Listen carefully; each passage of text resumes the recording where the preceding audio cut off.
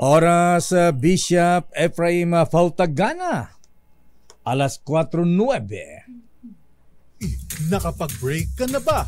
Nakapag-relax ka na ba? Saan ka man nagtatrabaho, mapa-opisina man o work from home o mula mismo sa pwesto, sasabayan namin ang break time mo. Sasabayan namin ng mga balita at komentaryo, mga panayam ng mga taong viral ngayon. DZRH Break Time!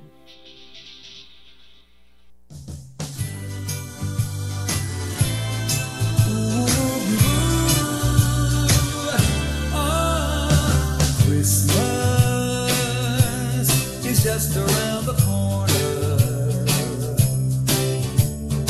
Christmas, you feel it in the air. Better write all your letters to Santa. There's shopping and wrapping to do.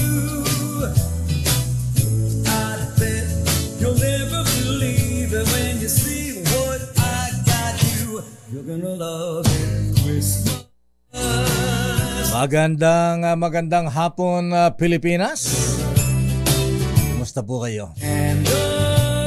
Tanggap na ba ang mga bonus at 13-month pay? Ako po si Deo Macalma. Magandang hapon, Luzon, Visayas at Mindanao. Minus Miss Tea Pecho Corpus, Elaine Apit po. Ikaw na naman. Daming bayan ba ito na? Uy, we are in black. Yes! At narito ang headlines ng ating mga balita ngayong araw ng Huwebes, 14 ng buwan ng Disyembre. Simula ng 2 araw na transport strike ng mga jeepney drivers, hindi halos naramdaman ayon sa MMDA. 6 na modern na jeep na hindi sumama sa tigil pasada sa Taguig, hinagisa ng pako. Ilang jeep na bumiyahe naman sa Pasig, hinarang. Impounding area ng mga jeepney na hindi susunod sa modernization, inihahanda na ng LTO. Senado, matamlay sa cha-cha na gustong sayawin ng Kongreso. Ba, anong gusto na tango? Ayan, na twist, jerk. Pastor Apollo Kibuloy nakakuha ng kakampi sa Senado. Investigasyon laban sa kontrobersyal na religious leader inalmahan ni Senator Robin Hood Padilla. Smartmatic nagtangkang lumahok sa bidding para sa 2025 automated elections. Tinabla ng Commission on Elections. Korean firm naman isa-isang nagbid sa proyekto. Di ba lakay bawal na sila? Yung Smartmatic. Bawal na. Ayan, ang motto nila, walang susuko. Ganun. Kala ko motto nila, no magic. Ayan. Andas na gagamitin naman sa traslasyon na itim na Nazareno. Sa susunod na buwan ng Enero, magiging bulletproof na. Wow! May pag-upgrade din. Bahay ni Land Transportation Franchising and Regulatory Board Chairman Guadis sa Pangasinan, Nilooban, kasambahay. Naku lakay, alam mo ba? Itinali pa yung kasambahay. Naku, Diyos ko naman. Pangasinan para si Chairman Guadis. Samantala, impeachment inquiry laban kay US President Joe Biden. Sinelyohan na ng US Congress. 180 Chinese nationals na naaresto sa sex trafficking at online scam operation sa Pasay. Pinadeport na pabalik sa kanilang bansa. At low pressure area tinatayang papasok sa bansa sa Sabado. Ba naman to? Babagyuhin tayo ng Pasko. Ayan. Ano ba to? Maulang Christmas party ba tayo? Ano to? Wet Christmas? wet. At sa detalye natin mga balita, minaliit lamang ng MMDA ang pagsimula ng 2 araw na transport strike ng mga jeepney drivers sa panguna ng grupong Piston. Matapos ideklara ni MMDA General Manager Attorney Don Artes na halos hindi raw naramdaman ang epekto ng tigil pasada na nagsimula kaninang umaga. Sinabi ni Artes na hindi hamak na mas marami ang hindi lumahok sa nasabing protesta ng mga jeepney drivers. Ipinahayag ng grupong Piston na hindi bababa sa 100,000 PUVs o jeepney drivers ang inaasang lalaok sa kanilang tigil pasada ngayon at bukas. Pero sabi ni Artes na dahil magpapasko, marami ang nakumbisi na hindi sumama sa nasabing transport strike. Narito si Chairman Artes ng MMDA. Chairman. Chairman, saan ka? Ganun pa rin po. Yung latest count po natin ay nasa 409,000 yung vehicle sa EDSA. Pero bumagal po ng konti yung daloy po ng traffic. Lalong-lalo na po yung sa oras ng rush hour sa gabi. At medyo na-extend po siya kahit medyo later part ng day, ng night, hanggang mga 10, 11. Makikita niyo po, may volume pa. Di ata yan. Parehas ba yun? Yes. Parang na-lost yata ako dun. Samantala, kaugnay na nga balitang yan, activated na ang Interagency Task Force Tigil Pasada na binubuo ng iba't ibang ahensya ng gobyerno, kabilang na ang Metropolitan Manila Development Authority o MMDA. Kaugnay nga ng 2 araw na Tigil Pasada ng grupong Piston.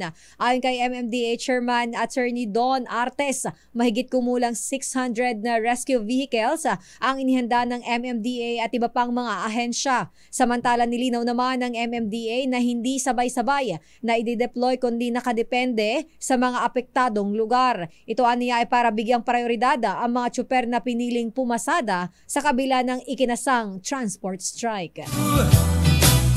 Ito ang malupit. Dinagisan ng mga pako ang mga modern jeep na hindi sumama sa tigil pasada sa Taguig City kanina. Ba? Sino nga ba yung leader na naghagis ng pako? Ayan. Ayon kay Danny Donicio ng Taguig Transport Service Cooperative, ang 6 nilang jeepneys ay hinagisan ng pako nang hindi pa natutukoy na grupo sa Taguig nang sila ay pumasada. Biyaheng Taguig-Pasig, Bagong Bayan ang manaturang jeepney.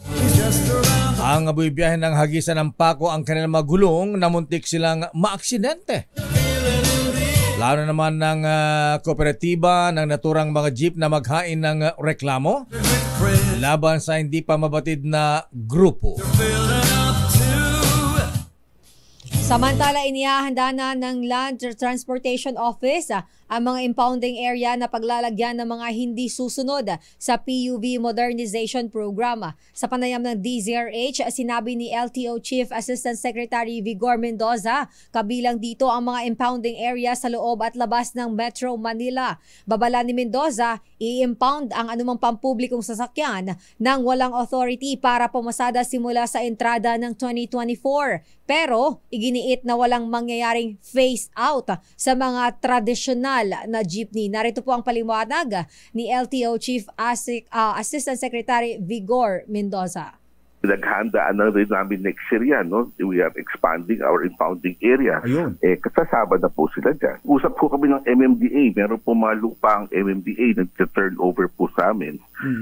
Meron po kaming signing with MMDA, no? Kaya may lupa na in Metro Manila, may lupa rin sa labas ng Metro Manila. May utos na presidente, no extension. So, paghahandaan namin yon. Pag hindi sumunod sa utos ni presidente by next year, at wala silang authority, doon na nga mahuhulog yun.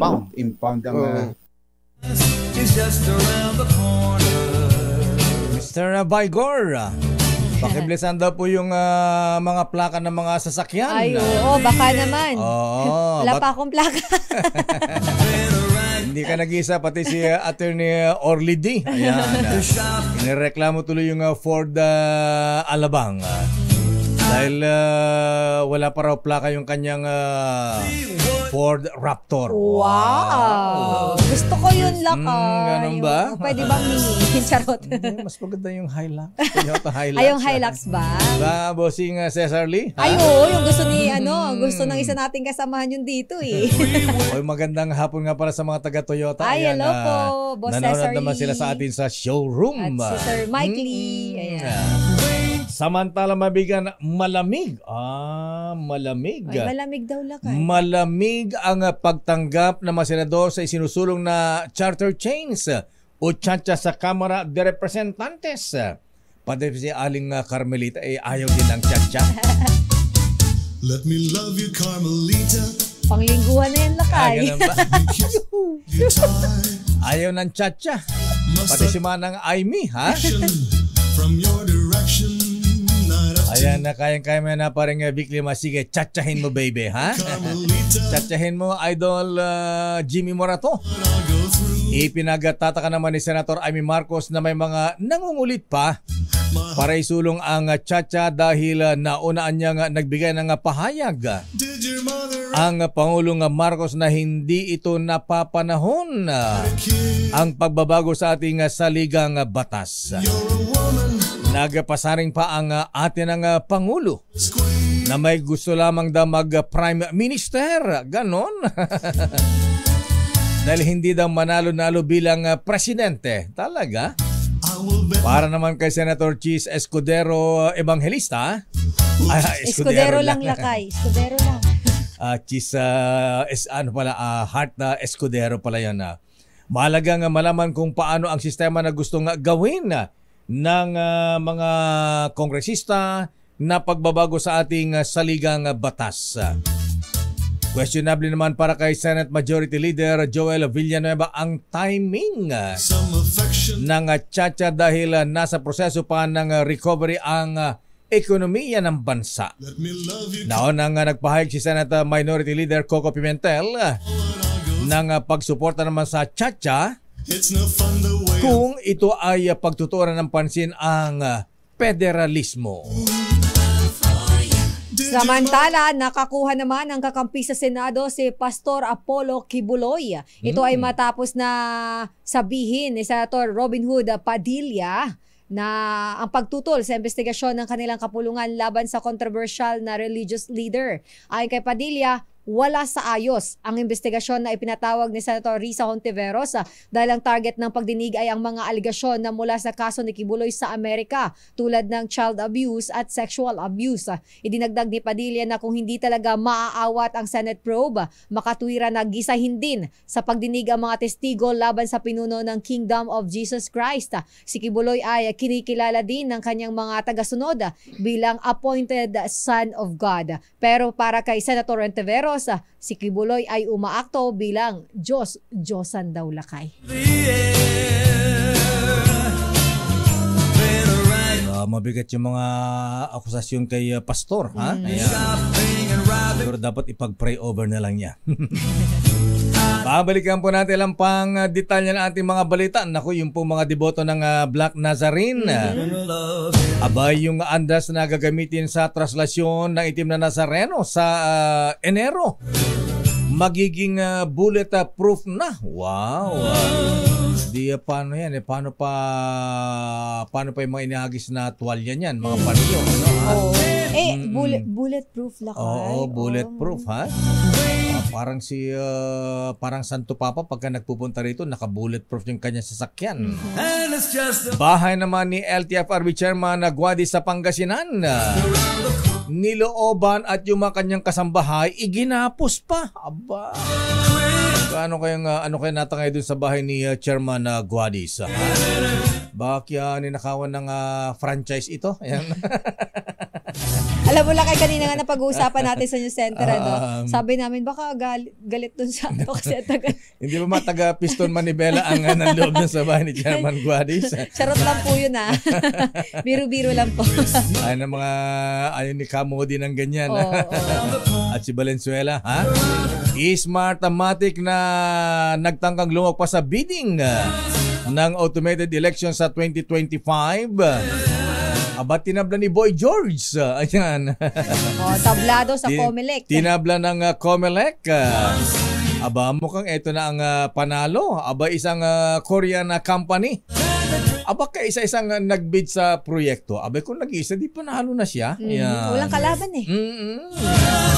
yes, it's fun. At yung mga Chinese nationals na may 100, kulang-kalang 200 na naaresto dahil sa sex trafficking at online scam operation sa Pasay. Ayan, buti naman. Dinadeport na pabalik sa China. Lagot sila doon kay Xi Jinping. Ang detalye po na mabalita yan sa ating pagbabalik sa ating palatuntunang break time. RH Break Time. Oras Ninong Cesar Lee, Mr. Michael is my guy. Doktora Isa Suntay, ganap ng alas 4:24. Kaya sa'yo, kundi Christmas card. Pero di bale, andito naman ako, di ba? Mas mahal mo ako kaysa sa Christmas card, di ba? Pero meron pa akong isang regalo sa'yo. Ibubulong ko sa'yo. Do you know that I love you very, very much? Said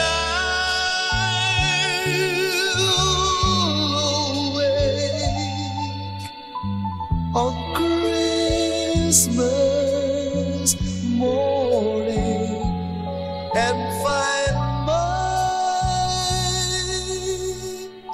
stockings filled with you.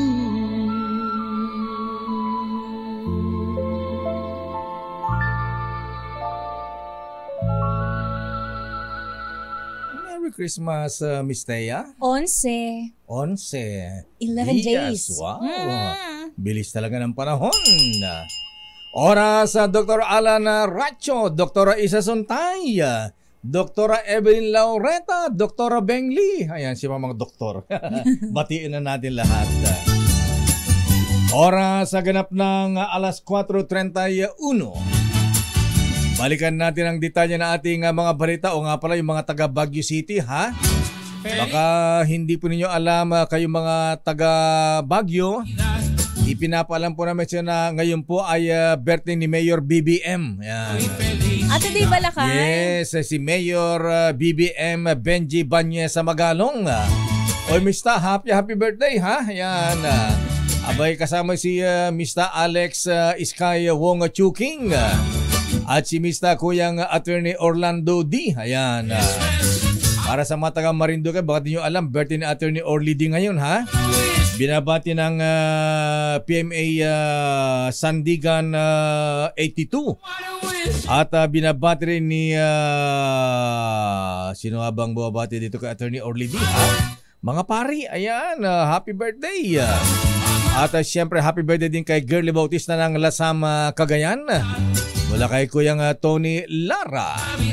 At siyempre kay Brad. Para po sa mga taga Muntinlupa, birthday po ng inyong Register of Deeds. Attorney Rene Domingo, binabati ng mga kapans. Taulam the Kappa Fraternity Sorority. Antonio Hernandez, Kuyang Darwin Santos, happy birthday. At birthday din nga pala si Kuyang Sito Chavez ng Tinapayan. Ay, Kuyang Sito ng Tinapayan. Namimiss ko Kuyang yung pandiregla at saka pandikoko. Ayun. Tsaka yung kabayan din la kayo, diba? Tsaka yung putok. Ayan. Yan, favorite ko, putok. Ayan. Eto, birthday din yung taga LTO. Ayan, LTO Chief. Asek Vigora Mendoza, happy birthday. At siyempre, mga taga Mekeni Pampangane, ha?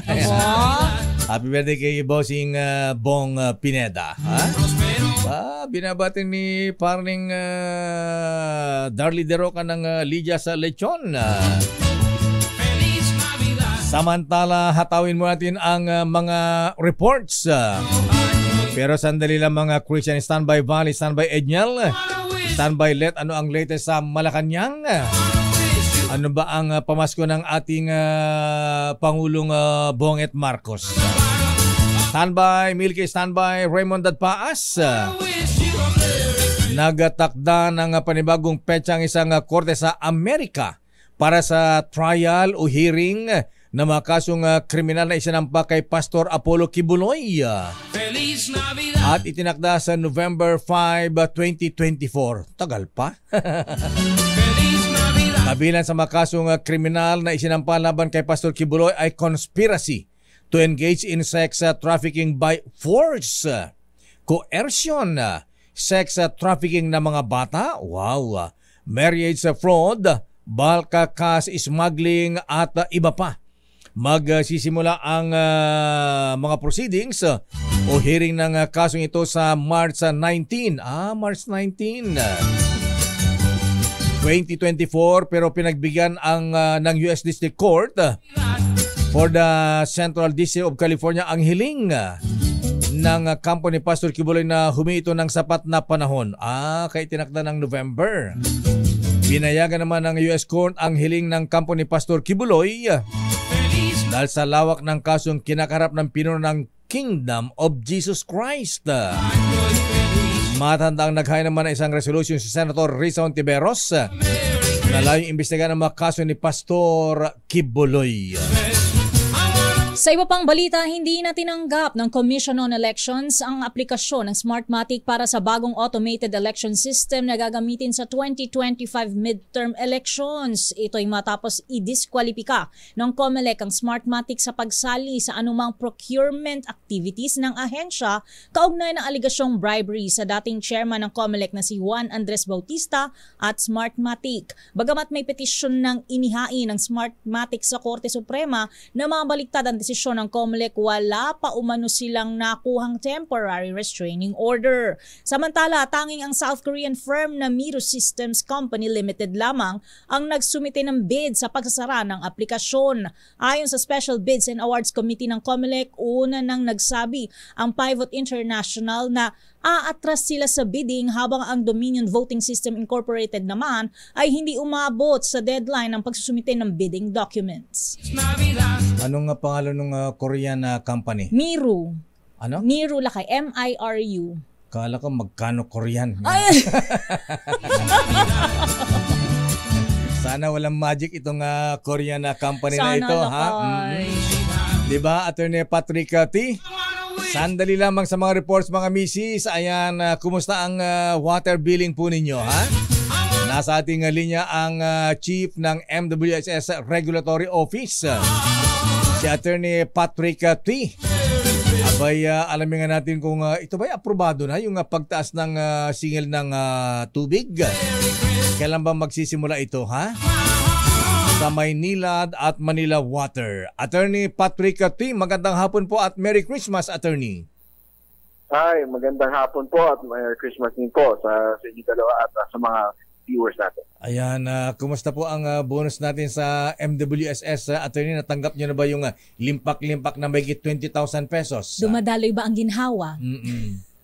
Hindi pa po namin na... Hindi pa? Ay, hindi baka po. bukas. Aba, na-traffic? Na-traffic sa EDSA? Aba, yung iba, ubos na. Aba, sa'yo sa MWS, wala pa, ha? Bakit anyari? Bukas yata. Bukas ba? Ay, tinatawagan natin si DBM Secretary Amena Pangandaman na Secretary, ha? Abay, ba't wala pa daw sa MWSS? Ayan. Batang-bata pala si Secretary Amena Pangandaman. Ayan. Samantala, anyway, Attorney Patrick T, ayan, aprobado na nga ba ang taas singil ng tubig ng Maynila at Manila Water at magkano po ay tataas sa Attorney? Okay. Tama po yan. Ito po ay part ng 2022 rate rebasing po. Noong nakaraang taon, sa 2022, ay nagkaroon po tayo ng 5th rate rebasing. And ang ginawa po natin dyan ay pinag-aaralan natin ang petisyon ng Manila Water at Maynila at inaprubahan natin ang kanilang tariff adjustment. Dahil po dito, ginawa po natin ay inutay-utay natin yung tariff adjustment at ginawa natin na 5 tranches. So ito po ang pangalawang tranche itong 2024. Oh, may tatlo pala kay after this pala. Magkano ang utay-utay na? Oo nga, magkano yung utay-utayin sa utay-utay? Magkano ang kada bagsak, kada trans Attorney T ang itataas sa singil sa tubig? Ngayon pong taon na to, ang inaprubahan namin ay ang adjustment sa Maynila ng from 39.7 ay inapprove namin ang average tariff ng 7.87 or magiging 47.57 pesos per cubic meter ang basic charge for Maynila. Para naman po sa Manila Water ay 35.85 ang basic charge po nila ngayon, magiging 42.26 pesos yun or 6.41 per cubic meter. Yun po yung average na adjustment. Pero hindi naman po necessarily equivalent yan sa iyong water bill. Depende po kasi sa iyong consumption. So Attorney. ang consumption nyo, yes po.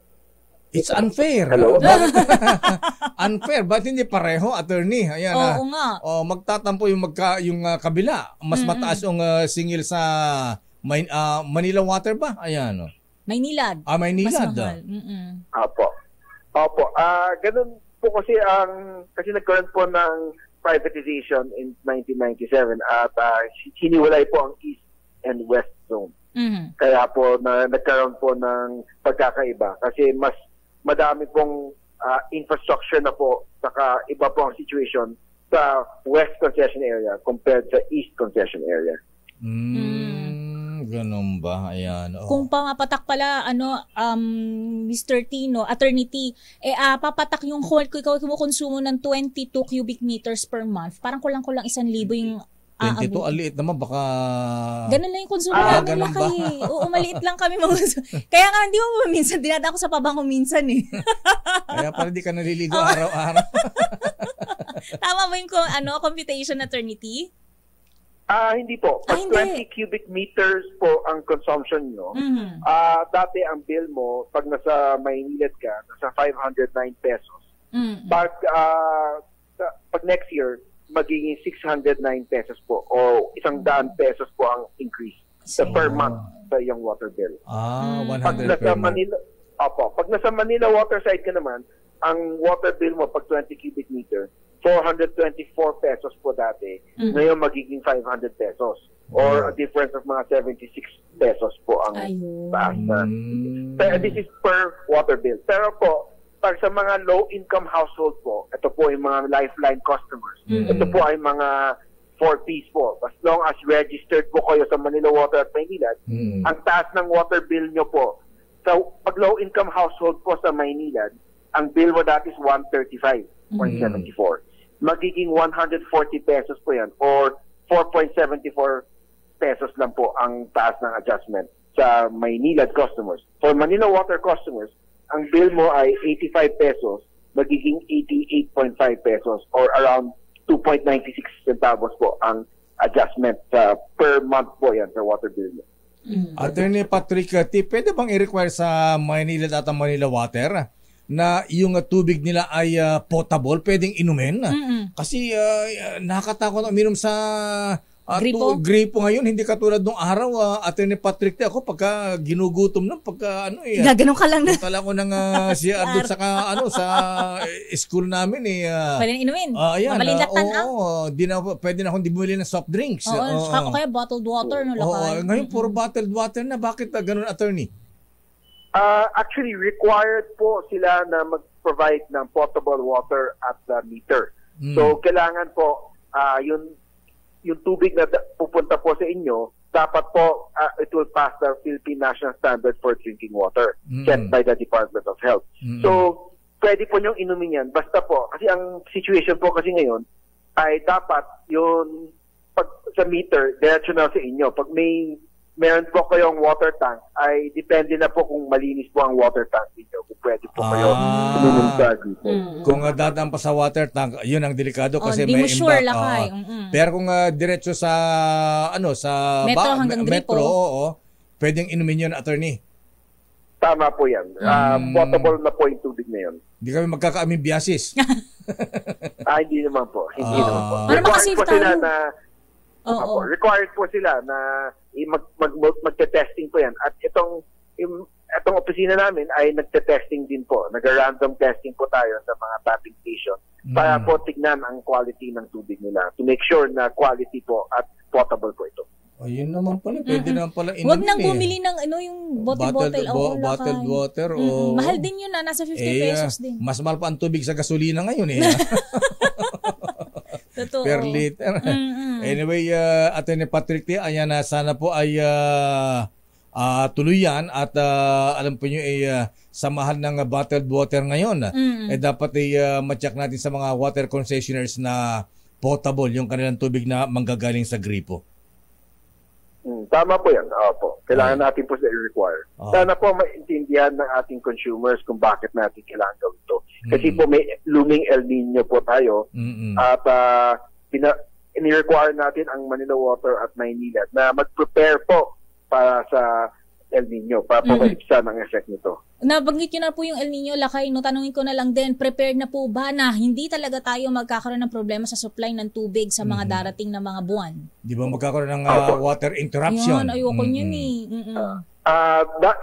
Nag-guarantee ko po na dahil sa mga proyekto na ginawa ng Manila Water at Maynilad, hindi po tayo magkakaroon ng water crisis itong 2024. At pag mayroon pong water service interruption, it will be minimized because of these new projects po na dahil po sa mga proyektong ito, kaya po natin pinayagan magtumaas sila. At dahil dito sa mga proyektong ito, hindi po tayo magkaka-water crisis na yung katulad 2019 na isang linggo walang tubig. Ayan, nirarasyon. Ayan. Attorney Patrick T. Sir, maraming salamat po at magandang hapon. Merry Christmas. Thank you.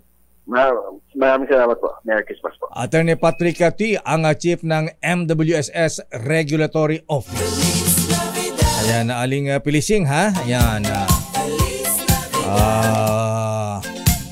Subukan nga natin, kaya lang parang nasanay tayong takot uminom sa gripo Sa bahay, Lakay, in fairness, diretso ako minsan, after toothbrush, uminom ako ng water. Okay naman ako, di ba? Sa gripo, ha?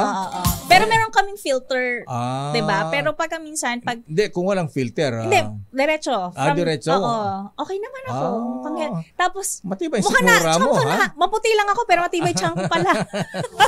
Matibay palang sikmura mo. Kasi hindi na sa mga Lakay pero Manila Water kasi sa amin. Never ko pang na-experience yung mga sa Maynila na brown, burak, ganyan. Ganun ba? Swerte ninyo, yes, Lakay. Unpaid, advertisement yan. Totoo lang yun. Real talk lang. Sisip ka sa mga hindi naman, Lakay, kasi group, pinalitan nga nila yung metro namin ganun ba? Updating lang daw. Challenge sa mga taga Maynila. Sana ganun din. Miss Jennifer, ayan, bossing MVP. Report mula kay Christian Manyo Transportasyon sa Metro Manila. Hindi na paralisa sa unang araw ng tigil pasada ng piston. Christian Gigono Manyo, please come in, Christian. Lakay at Teya, hindi nga masyadong naramdaman ang tigil pasada sa Metro Manila. Ito ang naging assessment ng MMDA o Metropolitan Manila Development Authority sa unang araw ng ikinasang transport strike ng grupong Piston o pagkakaisa ng mga samahan ng super at operator nationwide. Ayon kay MMDA Acting Chairperson Atty. Don Artes, hindi na paralisa ng grupo ang transportasyon sa Metro Manila. Sa katunayan, ilan lamang ang pinabiyahe ng MMDA sa higit 600 sasakyan na nakaposisyon sa iba't ibang bahagi ng Metro Manila para sa libreng sakay, kung saan nasa 700 pasahero lamang ang kanilang napagservisyohang mananakay sa maghapon. Mananatili namang nakahanda ang MMDA para magbigay ng libreng sakay kung may maapektuhan pa rin pasahero ngayong rush hour at sa ikalawang araw ng tigil pasada bukas. Para sa kauna-unahan sa Pilipinas, DCRH, ito si Christian Manyo, tuloy-tuloy sa pagbabalita, tuloy-tuloy sa serbisyo, sama-sama tayo, Pilipino. Maraming salamat, Christian. Samantala, transport strike, walang gaanong epekto ayon kay PNP-PIO Chief Fajardo. Ang detalye ibibigay sa atin RH5 Val Gonzales. I-report mo, Val. Ganon na. Hindi ganon kalawak, Mr. At Mayor, ang naging epekto ng unang araw sa 2 araw na transport strike na isinagawa ng Piston ngayong Huwebes. Ito ang ipinahayag ni PNP Public Information Office Chief Police Colonel Jean Fajardo. Kasabay ng patuloy na monitoring ng pambansang pulisya sa nagpapatuloy na tigil pasada dahil sa pag-alma sa magandang dulot na sa mga commuters ng Transport Modernization Program ng pamahalaan. Sa press conference dito sa Campo Crame, sinabi ni Fajardo na bagya na nga lang ang epekto noong nakalipas na tigil pasada pero mas minimal pa ngayong araw. Aniya, ito'y dahil mas nakapaganda pa ang mga local government units sa pamamagitan ng paglalatag ng mga libreng sakay para malalaya ng mga commuters na posibleng may stranded.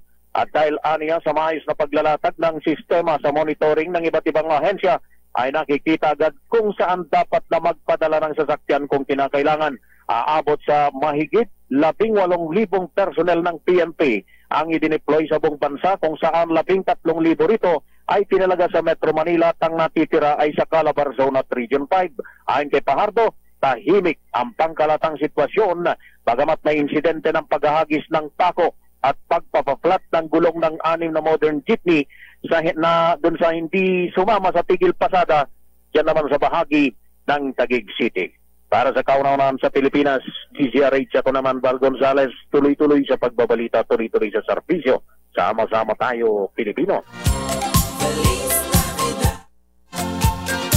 Maraming salamat, Val Gonzales. Standby, Let Narciso mula sa Malacanang.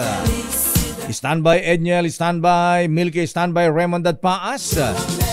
Nako, Senator Bongo, ha? Ayan, kailangan daw ugaling muli ang pagsusot ng face mask, ha? Talaga, ha? At, mga K-pop stars, andito pala sa Pilipinas. Dami nila lakay. Oh, hindi ba imbitahan sa Yes FM tsaka sa Love Radio, ha? Sana Easy makabalik sila, makadaan sila. Pero traffic sa Bulacan. Traffic ba sa Diyan Bulacan? Sila eh. Sa Bulacan ba sila? Philippine Arena. Doon ba ang concert nila? Awards lakay. Awards. Chismosa, K-pop. Ato ni Patrick Tin. Ako, sayang hindi natin ihahabol itong tanong ni Aling Luz Viminda. Good afternoon, Lakay. Paki-ask po naman po why our Maynila bill na 4 cubic meter lang, 1,040 pesos monthly po. Ayan, commercial area po kami. Ayan. Baka Tinula iba kay po. 4 lang yan. Sa amin 22, nasa 700 lang. Ayan. For ilang cubic? 22, 20, 22 ito, ganyan. ang lupit. 4 cubic feet lang, 1,040 na. Hindi presyo yung Ilocano. Lina. Bakit ganun? It's unfair. Sa mga nakilala kay Kuyang Colonel Rodito Gutladera, batiin po ninyo at birthday po niya ngayon. Happy birthday! Babalikan po natin ang mga reports. Oras sa Mistea. Kulang-kulang 9 na minuto bago mag-alas 5.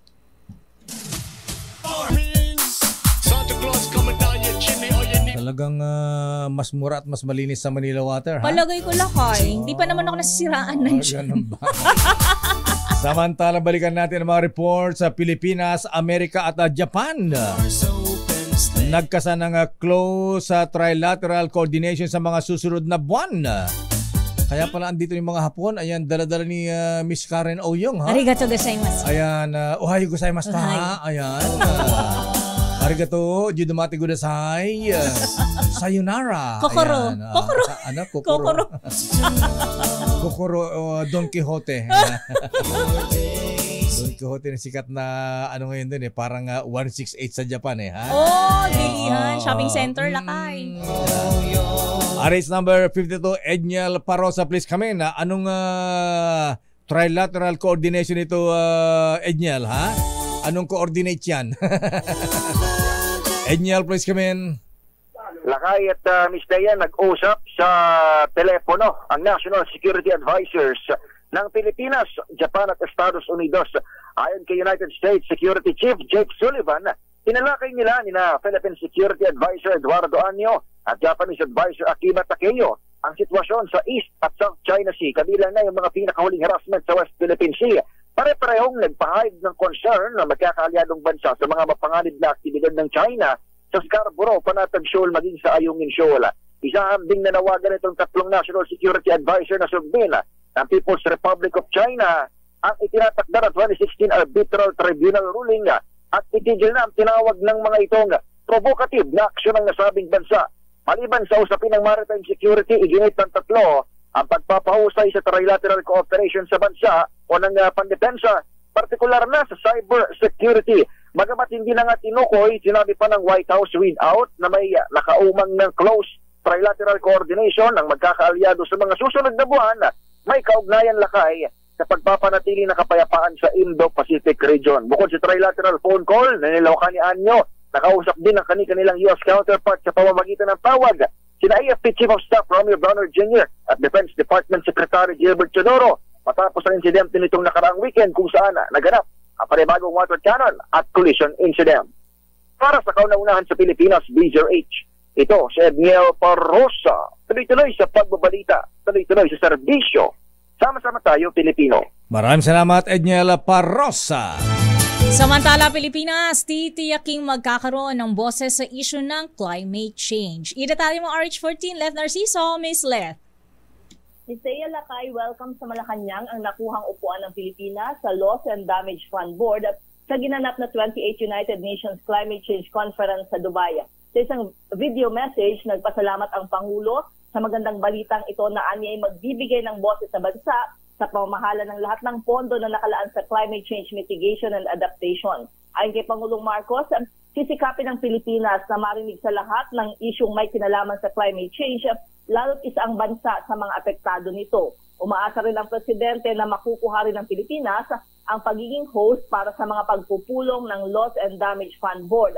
Ang Pilipinas ang kakatawan sa Asia Pacific Group sa board kasama ang United Arab Emirates, Kingdom of Saudi Arabia at Pakistan sa Term Sharing Agreement. Sa ilalim ng kasunduan, magsisilbi ang Pilipinas bilang full member sa 2024 at 2026 habang alternate member naman ito sa 2025. Para sa kauna-unahan sa Pilipinas, DZRH, ito si Leth Narciso, tuloy-tuloy sa pagbabalita, tuloy-tuloy sa serbisyo, sama-sama tayo, Pilipino. Maraming salamat, Leth Narciso mula sa Malacanang. Oy, belated happy birthday kay Kuyang Comrade RJ Abad ng Emilio Aguinaldo Land sa number 31. On time na pagkakapasa sa 2024 national budget, makakatulong para hindi maantala ang takbo ng ating ekonomiya sa susunod na taon. Sino may sabi yan man ang Milky? Si Mr. Speaker ba? Mr. Speaker Ferdinand Martin Romualdez. Milky Regunan, please come in. Milky. Lakayateya, tiwala nga si House Speaker Martin Romualdez na hindi makararanas ang bansa ng pagbagal ng ekonomiya sa susunod na taon. Ito dahil on time sa pagkakapasa at pagratipika sa 2024 General Appropriations Bill na nagkakalaga ng 5.768 trillion pesos. Ayon kay Romualdez, inaasang hindi na maulit ang economic slowdown na naranasan noong second quarter ng 2023 dahil sa mababang utilization ng pondo o government spending. Sabi ni Romualdez, hindi na rin niya mahirapang i-download ang alokasyon para sa mga programa at proyekto at wala ng glitches dahil sa maagap na pag-aproba sa budget.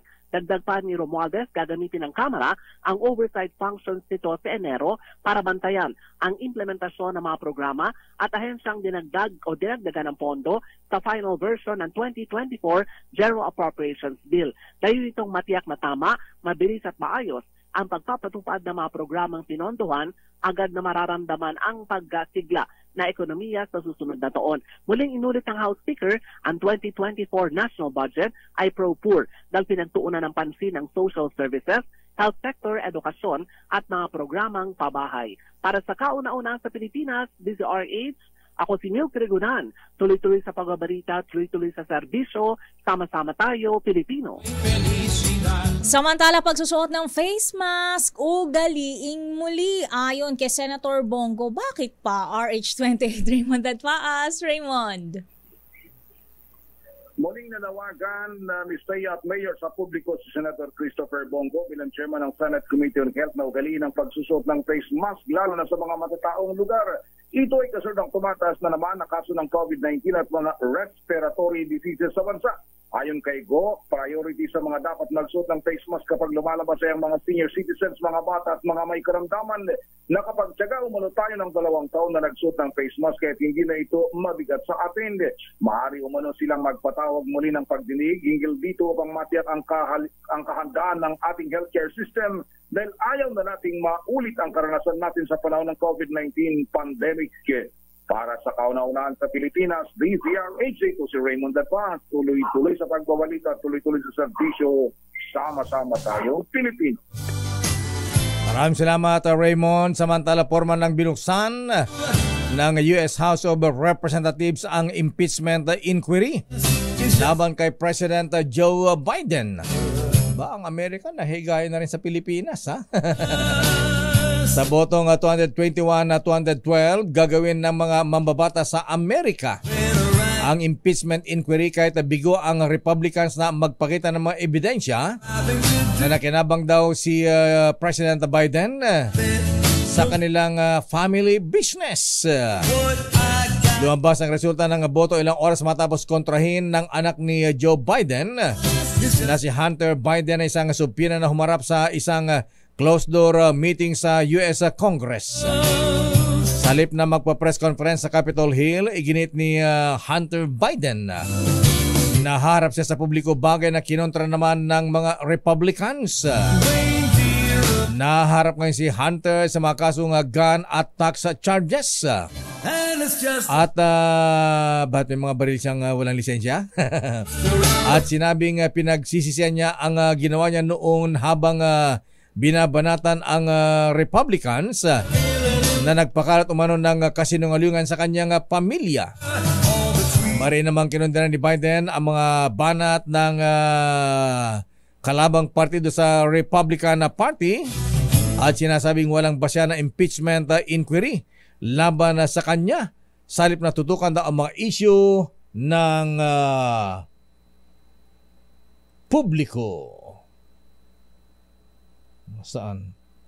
Sandali lang, bakit wala?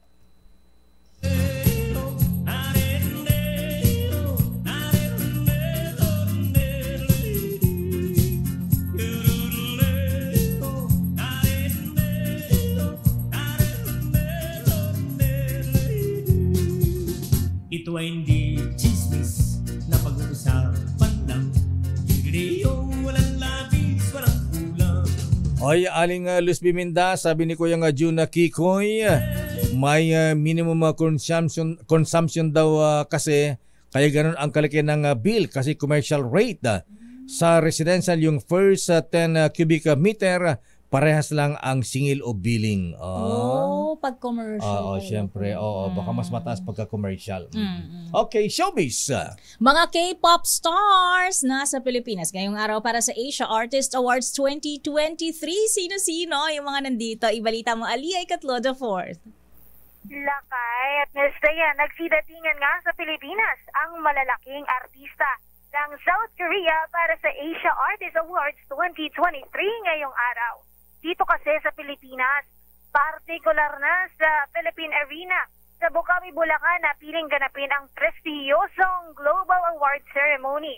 Ang Asia Artist Awards ay isang South Korean award-giving body na itinuturing na Oscars at Grammy Awards ng Asia.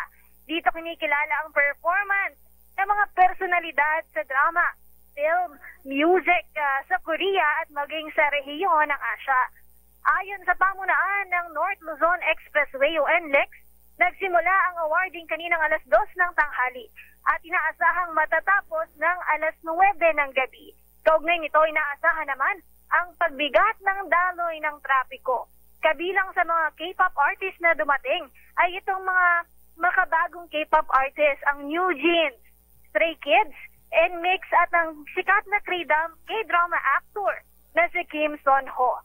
Isa sa mga host ng programa ay si Ryan Bang at nag-perform naman ang Pinoy boy band na SB19. Para sa Breaktime Showbiz, ito si Aliyah Icatlo, tuloy-tuloy sa pagbabalita, tuloy-tuloy sa serbisyo.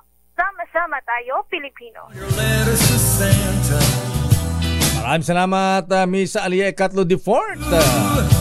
Ay, binabati natin si Ninong Dado Melagrito, ha? At most merciful Don Rama sa Oypiching. At Kuyang most merciful Junsuan. At Grandmaster Roland Paulino.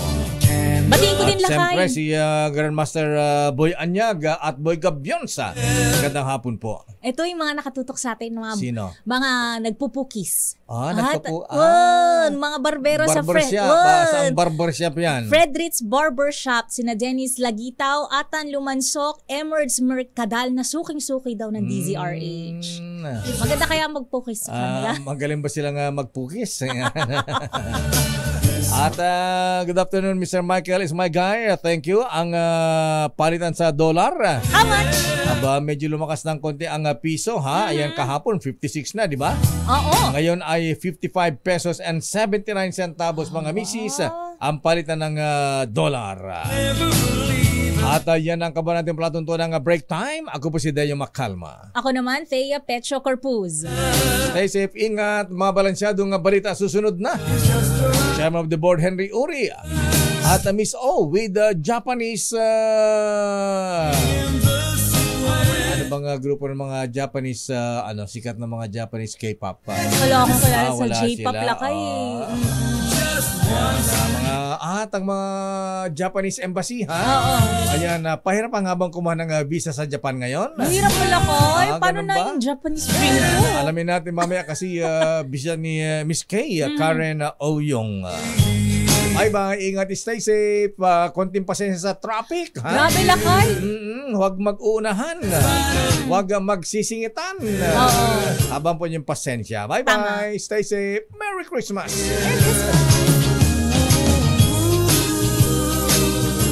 Champion.